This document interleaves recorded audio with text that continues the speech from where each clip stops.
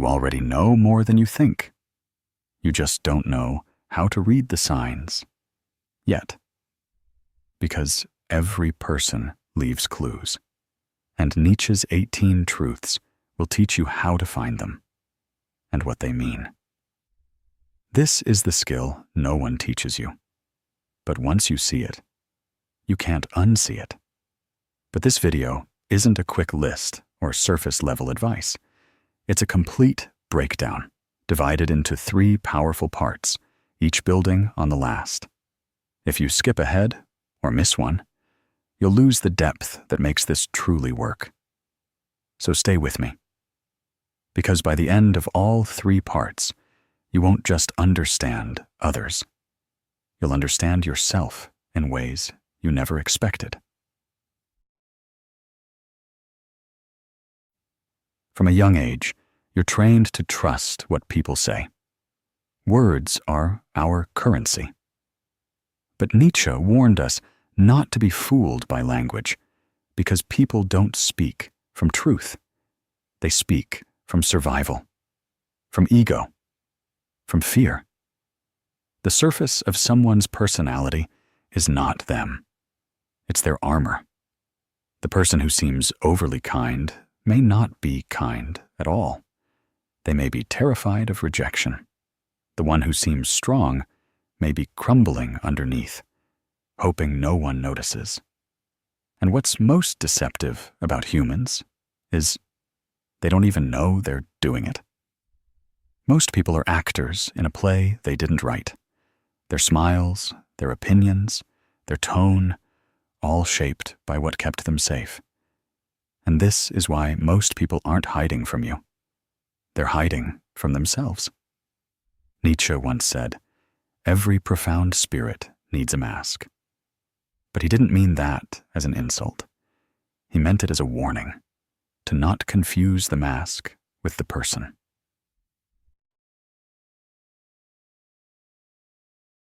Here's what no one tells you. People leak the truth. All the time.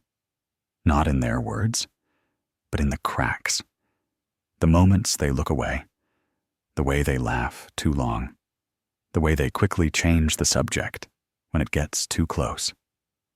And Nietzsche's first psychological truth is this. 1. Everyone wears a mask to survive. Not because they're fake, but because they're scared. To survive society, people create a version of themselves they hope will be accepted. But masks aren't perfect. They slip. And the first sign of truth is tension. Watch for what makes someone uncomfortable. That's where the real person begins. 2. What someone hates in others reveals what they're hiding in themselves. This is one of Nietzsche's sharpest insights. Projection. When someone constantly mocks arrogance, they're often insecure about their own self-worth. When someone can't stop pointing out dishonesty in others, they're usually hiding a truth they haven't faced. We hate in others what we're afraid to admit in ourselves.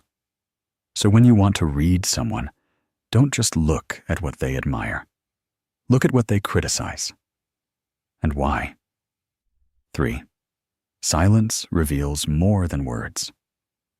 Nietzsche didn't believe truth came from talking. In fact, he saw language as a tool of the herd, often used to avoid confronting reality.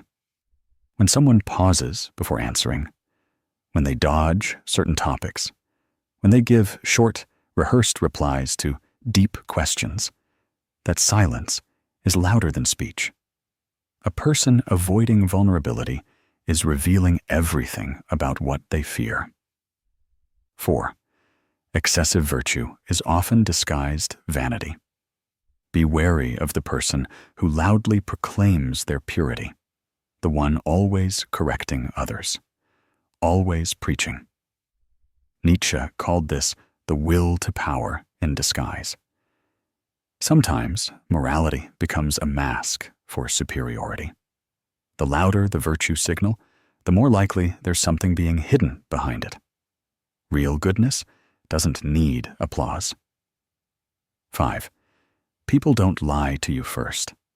They lie to themselves. This one changes everything.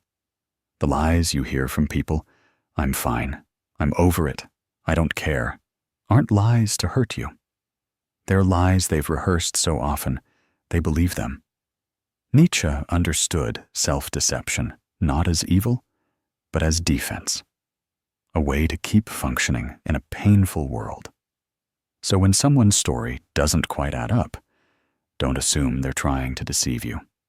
Realize they've been doing it to themselves far longer. And that's what makes reading them possible. Because the inconsistencies reveal the truth. 6. Where someone feels superior, they're hiding inferiority. This is pure Nietzsche. He believed that superiority is often overcompensation. If someone constantly reminds you of their accomplishments, they likely fear they're not enough. If someone puts others down casually, they're probably terrified of being overlooked. Real confidence doesn't compete, it just is. So if someone needs to dominate, control, or prove, look deeper. Behind the throne, you'll often find a scared child wearing a crown. Reading people isn't about judging them. It's about understanding their core. When someone interrupts constantly, you now know it's not always arrogance. It might be fear of being forgotten. When someone posts obsessively about happiness, it may be a cry for help. When someone avoids eye contact while saying, I'm fine, you know to listen to the body, not the sentence. Use these truths not to gain power, but to extend compassion. Because the more clearly you see someone, the less likely you are to hate them. And that's Nietzsche's secret. He didn't want you to see through others so you could control them. He wanted you to see through them so you could stop being fooled and start connecting. And if you've ever looked at someone and felt like you were only seeing the surface, if you've ever wished you could decode what's really going on beneath the mask, drop a comment below. Let's talk about the moments when people showed you the truth without saying a word. And if this video helped you see people differently, subscribe. There's much more coming. And you'll want to see the rest of Nietzsche's truths unfold. It's one thing to notice the mask. It's another thing entirely to watch it crack. If you've ever paid attention, you've probably seen it happen. A flash of discomfort when someone's beliefs are challenged. The way their tone shifts when the subject gets too close. The nervous laugh that doesn't match the words. These moments aren't mistakes, they're clues. And if you know what to look for, you'll begin to understand that people aren't hard to read. They're just scared to be seen. In part 1, we explored how people build personas to protect themselves. But here in part 2, we go deeper, into the places where those personas begin to break. Because Nietzsche believed that the self is not a stable thing. It's a performance, a stitched-together role meant to survive the world. And the moment it's threatened, the truth leaks out. Most actions are driven by fear. Let's start here, because it's more universal than you think. 7. Most actions are driven by unconscious fear. Ask yourself this: why does someone over-explain? Why do they dominate a conversation or disappear completely? Why do they say yes when they clearly mean no? Fear. Fear of abandonment, rejection, humiliation, failure. Nietzsche knew that humans rarely act from pure desire. They act from a deep fear of loss, of status, of love, of self-worth. So when you want to read someone, stop focusing on what they say they want. Instead, ask, what are they afraid of losing? That's where the truth lives. Criticism is a mirror. Next time someone constantly critiques others, Listen closely. 8. When someone criticizes too much, it's projection. The man who mocks emotional people might be terrified of his own feelings. The woman who belittles others for their appearance might be locked in a secret war with her reflection. Nietzsche said that judgment is almost never about the other. It's about the self. So when you hear repeated criticisms, don't be distracted by the target. Instead, trace the line back to the speaker. What part of them are they trying to disown? Projection isn't just a defense mechanism. It's a confession. If you listen right, it tells you exactly where someone's pain lives. Confidence is often guilt in costume.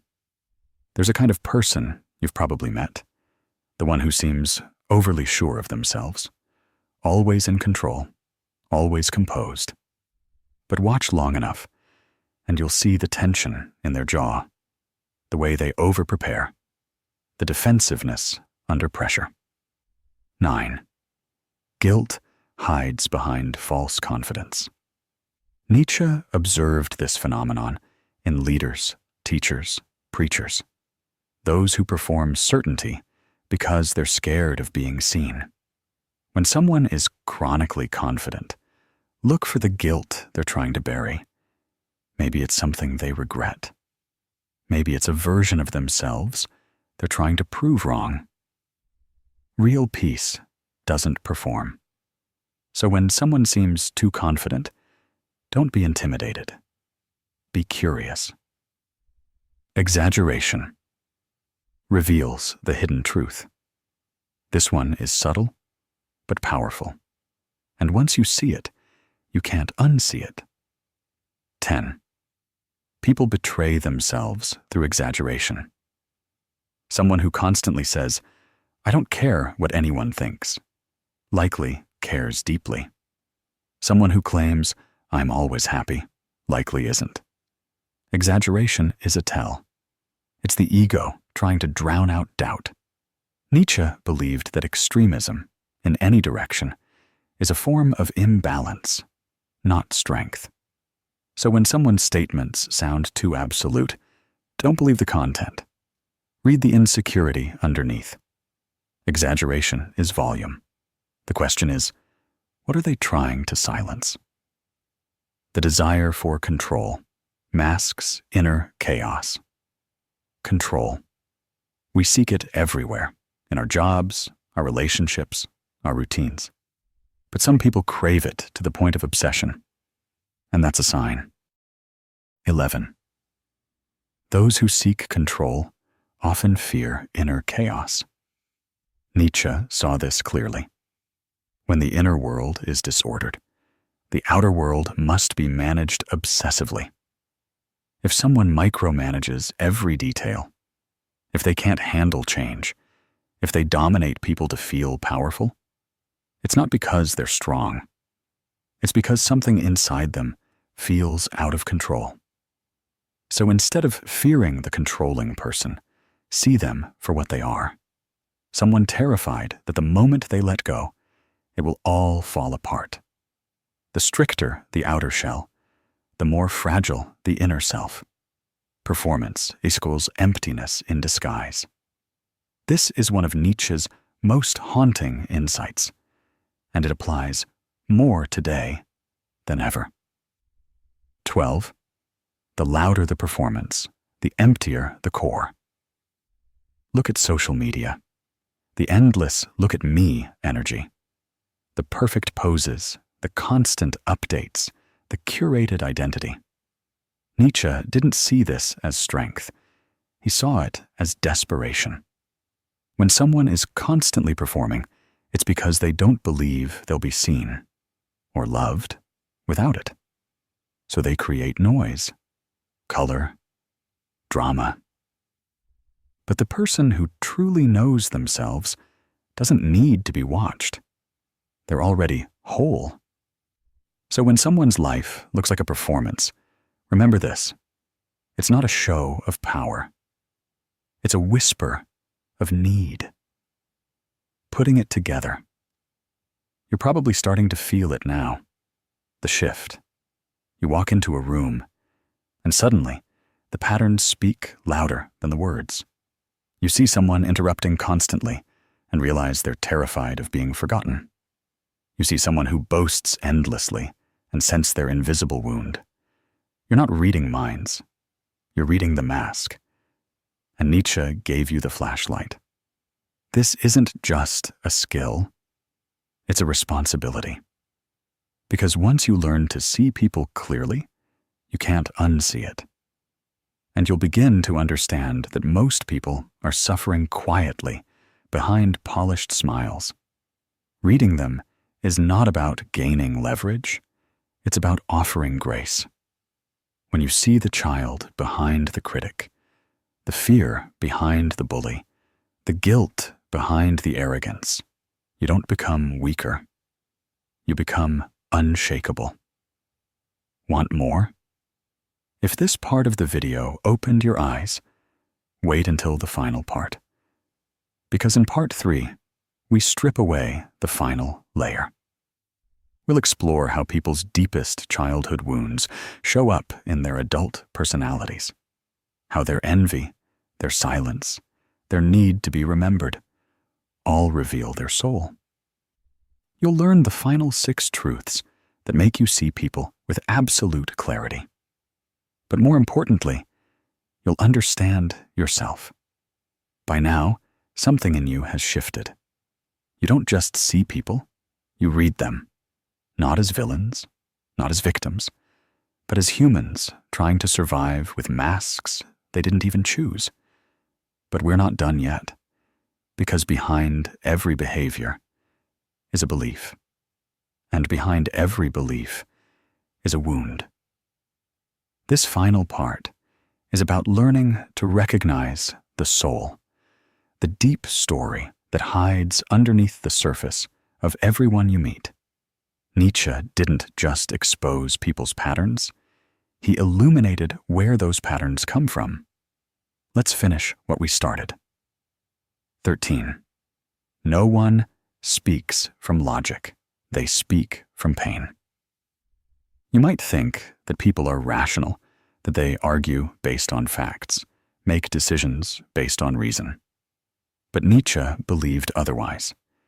He believed that underneath every logical argument is an emotional wound. A person might say, "I don't believe in love, it's just a fantasy." But listen closely. They're not stating a fact. They're protecting a pain. People form their views based on what hurt them, then justify those views with logic. So when you want to understand someone's worldview, don't just ask what they believe. Ask what broke them. Ask what scared them. Ask what they never want to feel again. This changes everything. It shifts your focus from, why are they saying this, to, what are they afraid of repeating? And suddenly, their opinions aren't threats. They're defenses. Their arguments aren't attacks. They're shields. And when you see that, you stop reacting. You start understanding. 14. How someone reacts to weakness reveals their power. Want to truly see someone's character? Don't watch how they treat powerful people. Watch how they treat someone who can't fight back. Nietzsche believed that real strength isn't proven through domination. It's revealed through restraint. If someone mocks vulnerability, they're afraid of their own. If someone punishes mistakes, they likely weren't allowed to make any. If someone always wins but leaves others bleeding, they're still at war with themselves. But the person who can witness weakness without judgment, who can sit with sadness without running away, who can forgive what they could have punished, that's someone who is no longer ruled by the past.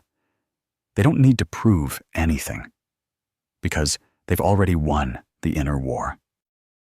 So if you want to read someone, give them a moment where compassion is an option.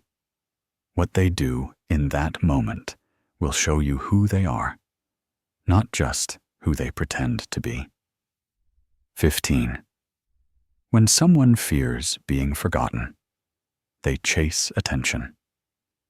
Ever met someone who always needs to be seen? Every room they enter, every story they tell, every outfit they wear screams, "Notice me." At first glance, it looks like confidence, but Nietzsche saw through it. He believed that the hunger for attention often comes from a deeper fear, the fear of being invisible, of being erased, of living and dying without leaving a mark. So people create noise, not because they love it, but because they can't bear the silence. The child who was ignored becomes the adult who overcompensates. And instead of asking for love directly, they demand it indirectly through performance, drama, or chaos. So when you see someone who's too much, don't be quick to judge. Ask what they're afraid will happen if they're not enough. Because sometimes attention isn't vanity. It's a cry. 16. The person they attack is often the person they envy.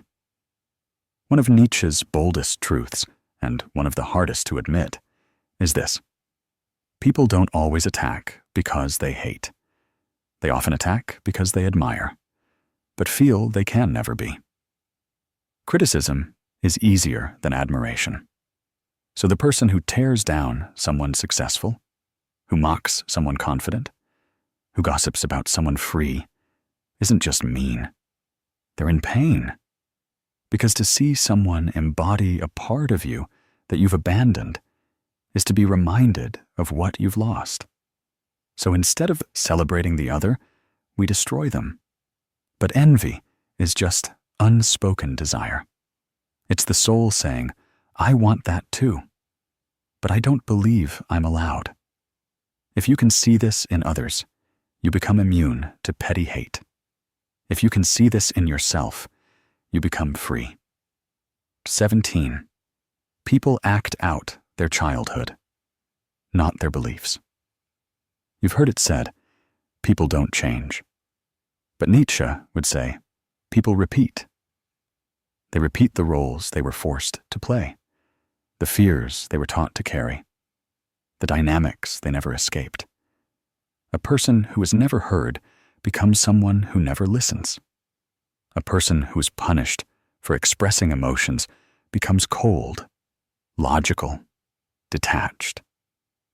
A person who had to earn love becomes someone who performs for affection, even when it's toxic. They think they're acting from beliefs, but really, they're just reenacting the past. So if you want to read someone, don't just look at who they are. Ask who they had to be. Because behavior is just biography. And behind every adult is a child still waiting to feel safe. 18. Their patterns are a confession, if you know how to listen. This is the final truth, and it changes everything. People don't always know how to express what hurts, but they will show you, again and again, through patterns. A person who ghosts when things get close. A person who overworks to avoid stillness. A person who flirts with everyone, but connects with no one. These aren't random behaviors. They're confessions. They're saying, this is how I protect myself. They're saying, this is where I was hurt. They're saying, this is what I fear repeating. Nietzsche believed that if you learn to listen deeply, not to words, but to patterns, you can hear the truth before it's spoken. And when you do, something amazing happens. You stop personalizing. You stop judging. You start understanding. You become a mirror, not a weapon. You become someone who sees and still chooses grace. And that, more than any tactic or trick, is what makes you powerful. You're not just reading people. You're remembering yourself. Now take a moment and reflect. every truth we covered wasn't just about other people. It was about you, your own patterns, your own fears, your own childhood scripts. Because the more clearly you see others, the more clearly you see yourself. This isn't the end of the journey. It's the beginning of a new way of seeing. Nietzsche didn't just want us to observe. He wanted us to awaken, to know that everything we judge in others is something we carry, that everything we admire is something we long to embody. So if you've felt seen by this video, if you've recognized patterns in people or in yourself, don't keep it to yourself. Comment below. Which of these 18 truths hit you the hardest? Let's build something honest together in a world full of masks. And if this spoke to you, subscribe. This is just the beginning of learning to see what's hidden and becoming who you really are.